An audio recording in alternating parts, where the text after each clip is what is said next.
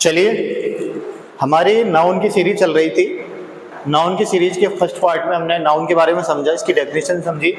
Second part में हमने proper noun cover की थी और आज हमारा थर्ड पार्ट है जिसमें हम कॉमन नाउन कवर करने वाले हैं।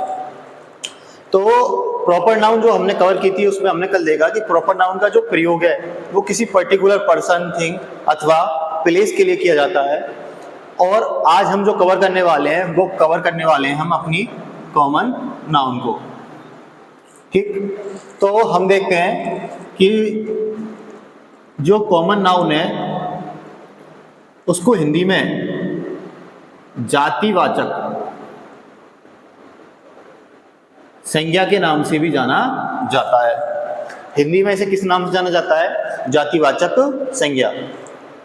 तो जैसे कि इसके नाम से ही हमें पता चलता है कि जातिवाचक यानी कि वे नाउन जो किसी जाति की ओर इशारा करती हैं या किसी जाति को बताती हैं, वे सारी की सारी नाउन आपकी जातिवाचक संज्ञा के अंतर्गत आती हैं। जैसे कि एग्जाम्पल के लिए मैं आपको एक वर्ड बोलता हूं, वो है गर्ल। गर्ल जो शब्द है, इसको अगर हम देखते हैं तो इससे हमें एक जाति का बोध होता है, यानी कि हमें पता चलता है कि गर्ल एक पूरे के पूरे एक समूह के लिए या पूरी की पूरी एक जाति के लिए बताया जा रहा है, या एक जाति। देखिए, गर्ल शब्द को बोलने के बजाय यदि मैं आपको इसी की जगह एक शब्द बोलूं गीता, तो अब हम देखते हैं जो ये गीता शब्द है इससे एक पर्टिकुलर पर्सन के बारे में हमें पता चल रहा है। तो ये जो शब्द है ये कॉमन नाउन में ना आकर ये आता है आपका प्रॉपर नाउन के अंदर। तो यहाँ पर जो गीता है वो एक प्रॉपर नाउन है और गर्ल एक कॉमन नाउन है। एग्जाम्पल के लिए हम देखते हैं मैन। ये भी आपकी एक कॉमन नाउन है क्योंकि इससे पूरा की पूरा आदमी समूह या आदमी जाति के लिए पता चलता है। इसके बजाय यदि मैं राम बोलता हूं तो राम से हमें एक पर्टिकुलर पर्सन के बारे में पता चल रहा है, तो हम कह सकते हैं कि राम क्या एक प्रॉपर नाउन है। चलिए आगे चलते हुए हम एक वर्ड और देखते हैं, सिटी। कल हमने इसके बारे में डिस्कस किया था। यदि मैं आपको बोलूं सिटी, तो सिटी का मतलब होता है शहर। इससे यह पता नहीं चल रहा है कि वह शहर कौन सा है। वो शहर कोटा भी हो सकता है, जयपुर भी हो सकता है, दिल्ली भी हो सकता है, बॉम्बे भी हो सकता है, कोई भी शहर हो सकता है। तो इससे सारे के सारे जो शहर हैं वो कवर हो रहे हैं। तो हम बोल सकते हैं कि ये क्या एक कॉमन नाउन है। और यदि मैं इसी की जगह आपसे बोलूं कोटा, तो कोटा के माध्यम से हम एक पर्टिकुलर सिटी की बात कर रहे हैं। तो ये जो कोटा है वो क्या एक प्रॉपर नाउन है। क्या एक प्रॉपर नाउन है।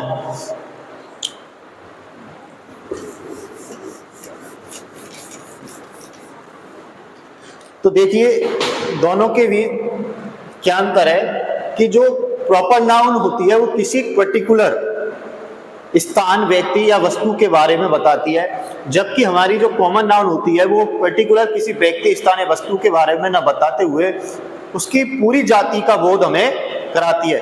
कॉमन नाउन से हम किसी एक पर्टिकुलर निष्कर्ष पर नहीं पहुंच सकते या एक पर्टिकुलर वस्तु के बारे में हम बता नहीं सकते, जबकि प्रॉपर नाउन के माध्यम से हम एक पर्टिकुलर वस्तु के बारे में बात करते हैं।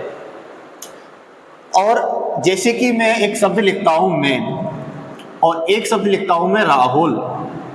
देखिए, तो मैं इस राहुल जो कि क्या एक प्रॉपर नाउन है, इससे पहले मैं कभी भी ए अथवा एन का प्रयोग नहीं कर सकता। इसकी चर्चा हम कल की वीडियो में कर चुके हैं। जबकि एक शब्द लिखा हुआ है मैं, इस शब्द से पहले, इस शब्द से पूर्व मैं ए का प्रयोग कर सकता हूं।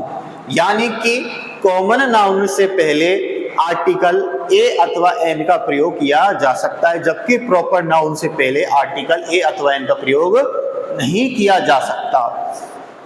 आगे देखिए, जब भी मैं इसको लिखूंगा राहुल को, इस वर्ड को जब भी मैं लिखूंगा हमेशा इसका जो आर है वो हमेशा ही कैपिटल रहेगा किसी भी कंडीशन में।